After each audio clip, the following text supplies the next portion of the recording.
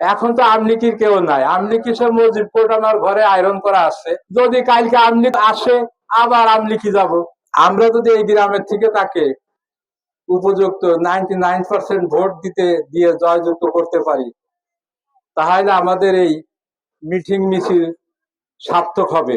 অনেকে জিজ্ঞেস করে যে আপনি তো আমলিক করতেন, এখন বিএনপিতে কেন আসছেন? আমি কিন্তু মুসামিয়ার হাত ধরে ময়রার মাঠের থেকে আমলিকি যোগ দিই। এখন তো আমলিকির কেউ নাই। আমলিকি সে মজিব কোর্ট আমার ঘরে আয়রন করা আছে।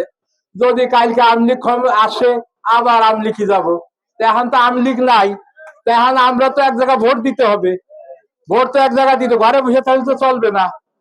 ঘরে বসে 17-18 বছর তো অনেক কিছুই দেখলাম।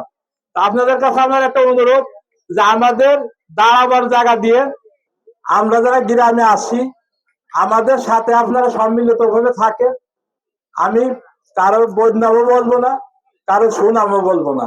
সবাই আপনারা এই গ্রামের সবের পরিস্থিতি জানেন। অনেকে বলে আরে আমরা তো ধানের শীষ করি, ধানের শীষ যে আসে তারাই দেখো। আরে খালি ঘরে বসে দেখলি তো হবে না, সেই সমস্ত নেতারা তো ফিল্ডে নামতে হবে। ফিল্ডে নামে কর্তব্য বলতে হবে মানুষের।